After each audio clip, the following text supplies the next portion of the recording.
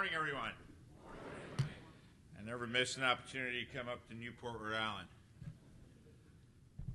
Got up pretty early this morning, worked on the plane, closed my eyes for a little bit so I can get a little rest before coming across. But I opened them as soon as I approached the Newport Bridge. And every time I cross the Newport Bridge in either direction, it's just an amazing, amazing view. But more importantly, it's a reminder to me of the enormous contributions from the times of Mahan, working at the Navy War College, of the enormous contributions that this community has made to our Navy and to our nation.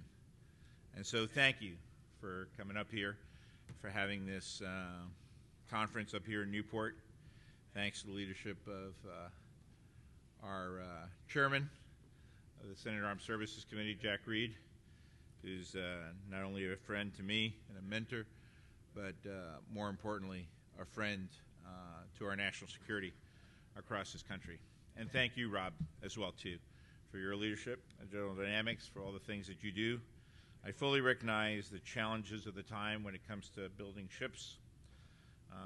And I have myself focused on trying to correct some of the long-term institutional challenges that our shipbuilding community has faced so that we can make it better moving forward. And certainly having someone like you at the helm working with us is of benefit to all of us. So thank you, Rob, for your leadership as well, too. And I see that we've had some, we have a lineup of extraordinary speakers.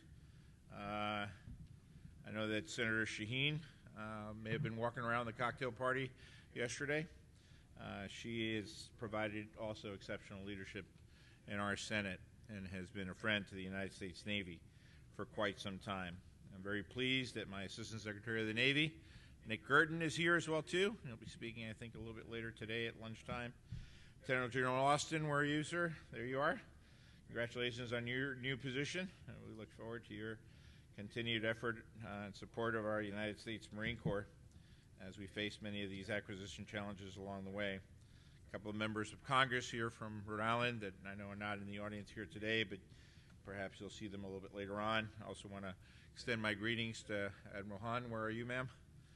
There you go. Thank you for your leadership at NOAA, a true trusted partner of the United States Navy and everything that we do together.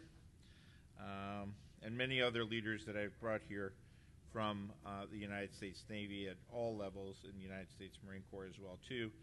Mike Stewart's here. Andrew Erickson's going to talk to you about China.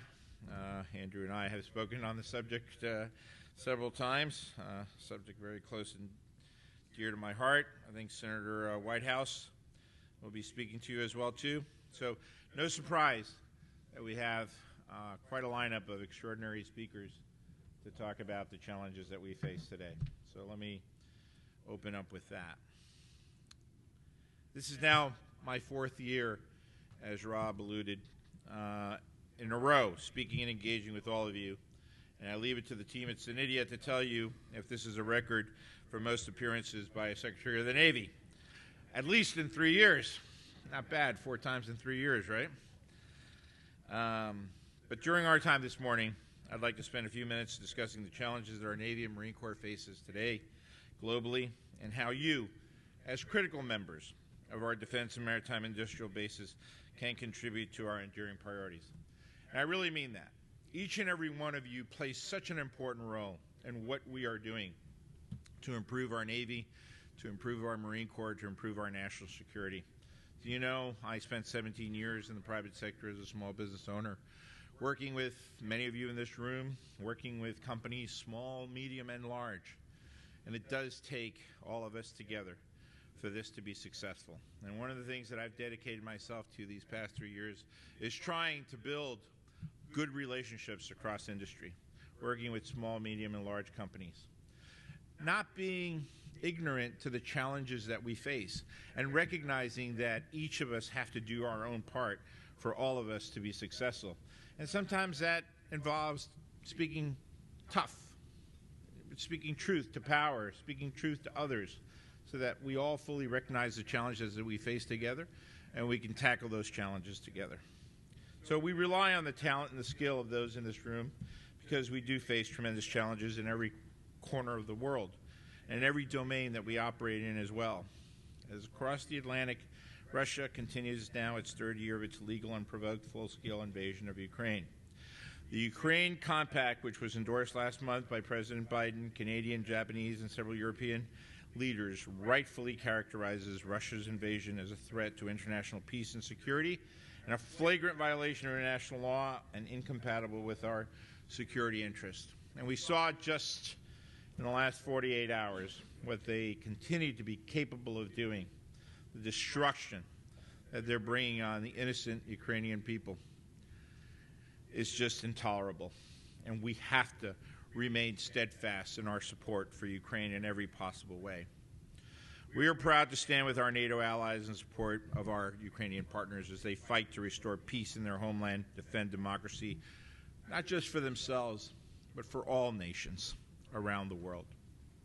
To the south of Ukraine, in the Red Sea and the Gulf of Aden, we're working alongside our NATO allies and our Middle East partners to ensure the safety of innocent civilian mariners and to protect our commercial shipping against Iranian-aligned Houthi attacks.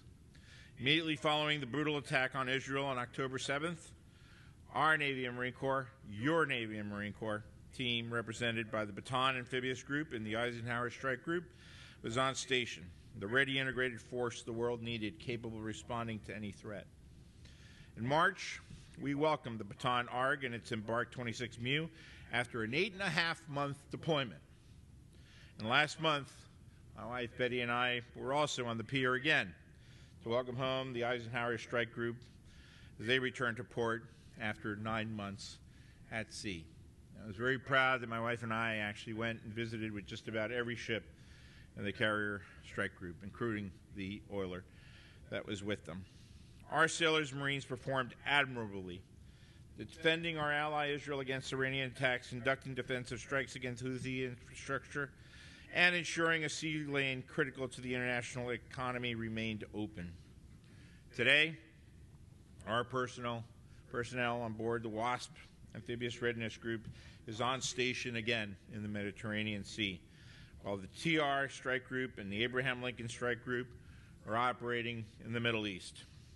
In addition to our surface presence, earlier this month, Secretary Austin ordered the USS Georgia, SSGN 729, to head to the region, providing a powerful deterrence message from below the ocean's waves.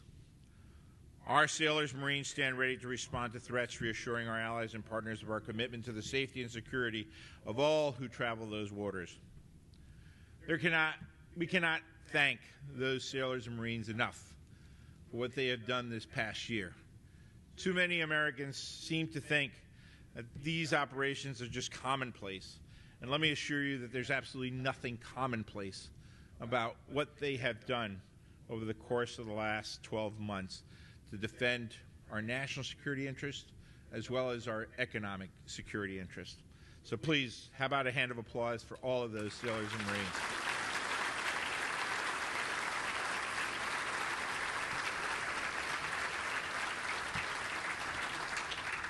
Finally, in the Indo-Pacific, we continue to face a comprehensive maritime power for the first time since World War II. The People's Republic of China continues to assert its excessive and abusive maritime claims through its Navy, Coast Guard, and maritime militia.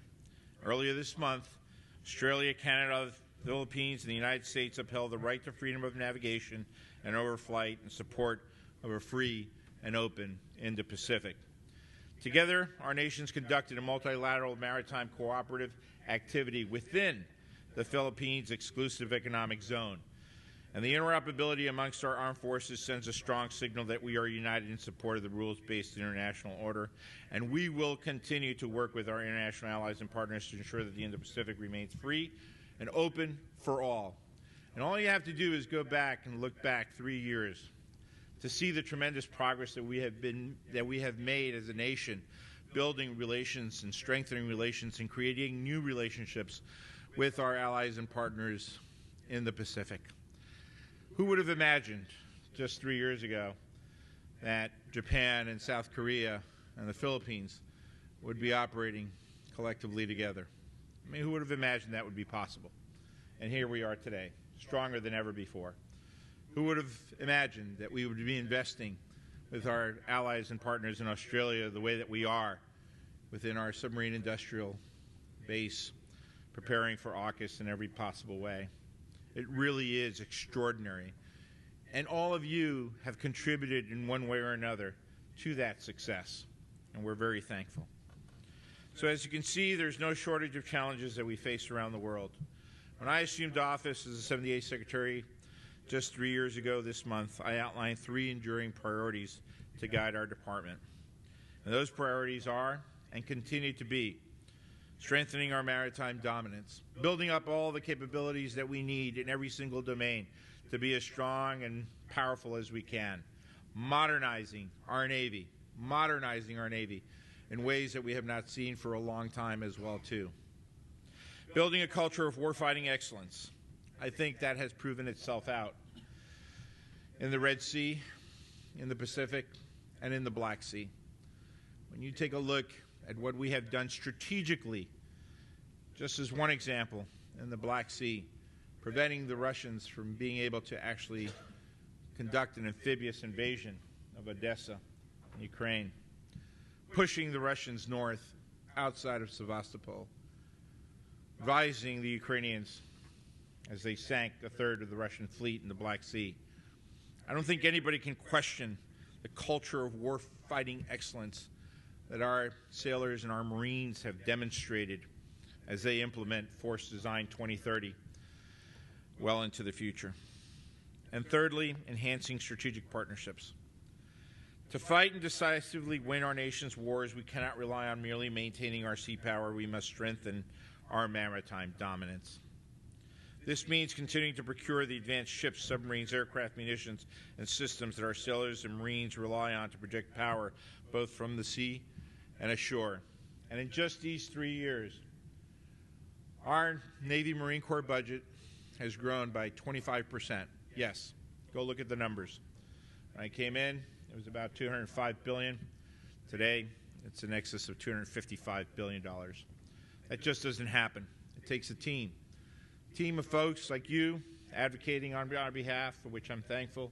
It takes a Congress willing to support our national security interests in our Navy and our Marine Corps, taking money from any other services out there that they need to.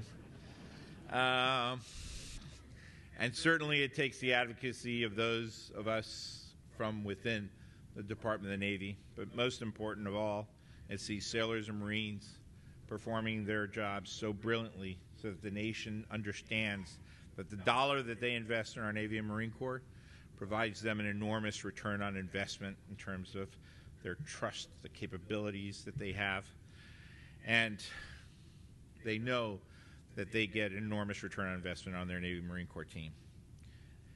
And to support our forces operating around the globe, we have invested in innovative logistics capabilities to reduce reliance on shore-based installations for rearming and refueling, as still yet one example.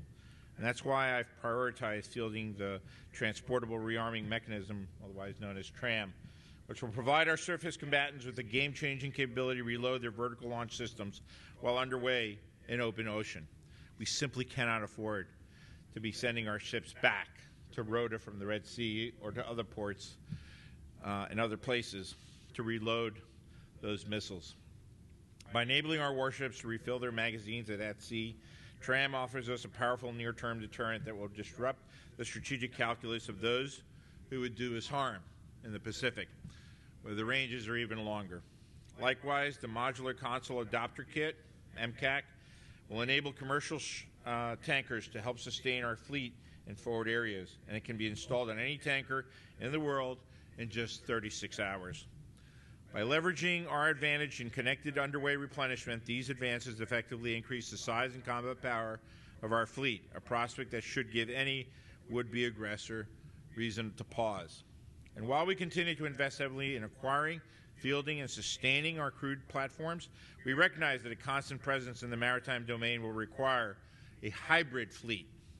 And the reality of a hybrid fleet is here today.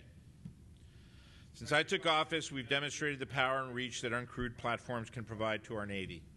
From Task Force 59, which was operationalized just as I was coming into office, in the Middle East, to operations and exercises across 4th and 7th Fleet, we are working with our international allies and partners to see how we can best integrate uncrewed platforms into our fleets, providing us with the flexibility and the ability to identify who is sailing in our respective waters. And admirals love these unmanned vessels. You know why? Because when they pull into port, there's absolutely no Liberty incidents whatsoever. But a strong Navy and Marine Corps is about more than just acquiring advanced systems and platforms. Our people are the foundational strength of this department. They provide us competitive warfighting advantage. Our priority in building this culture of warfighting excellence is founded on strong leadership that's also rooted in treating each other with dignity and respect, creating an environment in which our sailors and Marines can realize that their inherent potential. It includes not only taking care of our people, but also maximizing educational opportunities, cultivating research, development, science, and technology. So, for example, our Marine Corps launched the Marine Innovation Unit at Troy, New York, which leverages the skill sets of our talented Marine reservists to find solutions and accomplish engagements integral to our warfighting future. And when we first opened up those billets for competition, and we took applications, hundreds upon hundreds of applications came in from all over the country. Marines serving as reservists in the private sector, in your companies, right?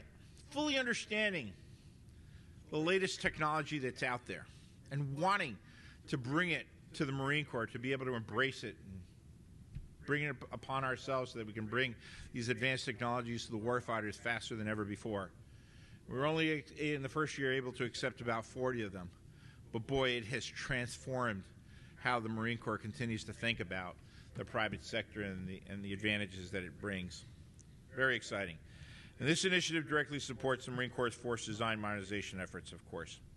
To complement MIU, in December 2022, I directed the establishment of the Naval Innovation Center at the Navy Postgraduate School in Monterey, California.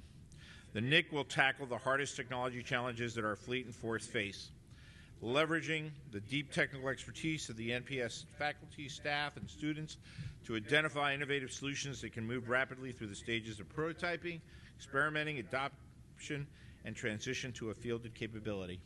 And I'm very excited about the Naval Innovation Center. It will serve as the centerpiece of our interaction with Silicon Valley and companies, venture capitalist companies, and high-tech companies throughout the entire country, actually, to bring together all that thought and innovation in one place so that we can advance it to the fleet as fast as possible. And it's going to be a reality. This year's budget has funding, substantially so, to support the development of the NIC. And last September, I stood up the Science and Technology Board with the intent that the board provide independent advice and counsel to the Department of the Navy and to me specifically on matters and policies relating to scientific, technical, manufacturing, acquisition, logistics, medicine, and business management functions. And take a look at that board. Go online. Take a look at who mans that board. It isn't just Democrats. It isn't just Republicans. It's brilliant people across all political backgrounds, I imagine, but more importantly, across every technical field that you could possibly imagine, working together, not just to produce reports that sit on a bookshelf, but to be almost quasi-operational. Each and single one of those members, those board members, engaging with different people throughout our enterprise, both in the Navy and Marine Corps, to try to help bring their technical expertise to the table to advance what we're doing in the uniformed services. And it's led by a former Secretary of the Navy, Richard Danzig, who, if any of you know, is truly an innovative individual.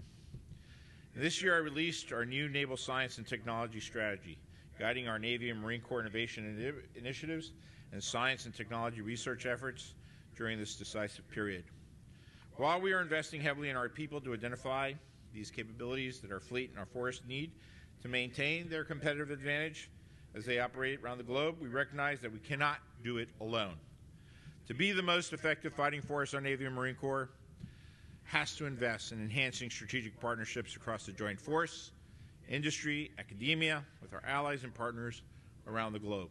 Here at home, we're focusing our efforts with industry to expand our national shipbuilding capacity and train the new-collar workforce, combining the cutting-edge technologies of today with traditional blue-collar careers that our nation requires to build the fleet and force of tomorrow. Last October, shortly after we met here at SENEDIA, Defense Innovation Days, I was in Danville, Virginia for the groundbreaking of a new facility for the Accelerated Training and Defense Manufacturing Regional Training Center. Danville is an exemplar of the power of public-private partnerships, bringing together the Department of the Navy, the Commonwealth of Virginia, as well as industry and academia to tackle the workforce challenges that we face. Since October, my team and I have traveled to the country developing new partnerships to ensure talented Americans are aware of the incredible opportunities to support our national defense as skilled tradesmen and women, while also pursuing a career that will provide for them and their families. Just last month, alongside officials from the Office of the Secretary of Defense and Michigan Governor Gretchen Whitmer, we announced the Michigan Maritime Manufacturing Initiative, a federal, state, and local partnership to help rebuild maritime industrial-based workforce that the Navy needs. And with the submarine capital of the world, located in this region, Groton, Connecticut, this community knows just how important it is to ensure that we have the people necessary to build and maintain our Navy's undersea fleet. And that's why I'm excited to learn that in May, our Navy Submarine Industrial-Based Program's New England Talent Pipeline hosted its first ever signing day, celebrating 394 individuals joining our SIB workforce. This is tough, folks. This is not easy, okay? And I'm so proud that federal government, state government, local government is working with industry and academia to establish these truly unique and innovative partnerships to train the types of workers that you need in every single one of your companies. We have indeed made tremendous progress across all three of these enduring priorities, but there's still a lot of work to be done. A year ago at Harvard University's John F. Kennedy School of Government, I announced my vision for a new maritime statecraft, a national maritime statecraft, to prevail during our point in our nation's history defined by intense strategic competition. Maritime statecraft includes not only naval diplomacy, but a national whole-of-government effort to build comprehensive U.S. and allied maritime power, both commercial and naval.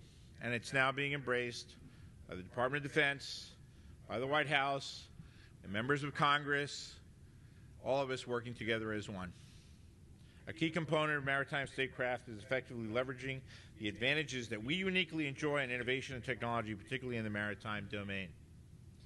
And while there are many things we in the federal government can do to advance this new maritime statecraft, it takes all of us here in this room to ensure its success. From the large defense prime contractors to the fledgling defense-focused startups represented here today, you are critical to the arsenal of democracy that our nation needs now more than ever. You are world-class engineers, scientists, entrepreneurs, shipbuilders, innovating at the edge of technology, pushing the bounds of the possible. As we look to modernize our fleet and our force and build out our national shipbuilding capacity, we welcome your ideas, your capabilities, your energy, your enthusiasm as we chart our course to restore our maritime industry. As a former career surface warfare officer myself and a small business owner in the defense ecosystem, I fully recognize and I appreciate what all of you in this room bring to the high-end fight. And I know how hard it is. How many of you are small business owners in this room? I know how hard it is to start your own company, to have that product that you're building, whatever it may be, whether it's a product or a capability, be highlighted and be credible, and how important and difficult it can be to sustain it. But perseverance makes a difference, and I encourage each and every one of you to persevere so that you can become that successful small business, so that you can become that successful medium business that our industrial base relies upon, and so that you can become maybe one day that enormously big large company as well that provides so many great capabilities to our country. And so I ask each of you in this room to root out inefficiency, increase production, and foster innovation, not just for your shareholders, not just for your employees, but for the future of our nation and for the benefit of your own children and grandchildren. We We have a need for critical capabilities and technologies to be deployed at speed and scale through our fleet and our force, and we can no longer afford to wait. For almost 248 years, our Navy and Marine Corps have relied on New Englanders to serve as sailors, Marines, and civilians throughout our ranks. We have called upon you to build the platforms and the systems that our personnel need to achieve their missions around the world. I have no doubt that if you go back 30 to 40 years in time to the types of individuals that would be sitting in this room today, they contributed to the success and the development of the Aegis weapon system that has been so successful in defeating our enemies today in the Red Sea and protecting our sailors from harm. So today I'm asking you to join us as we continue to advance our department's enduring priorities and to lend your voices and ideas to ensure that we field this modern, capable, and lethal fleet and force. Again, it's a pleasure to be with you. I hope I'm here for the 5th year, maybe. I'll either be here as Secretary of the Navy or perhaps sitting in one of these round tables with you. But either way, it's an honor to serve. I have enjoyed these 3 years tremendously, and I cannot thank you enough for being a partner in this journey together. Thank you.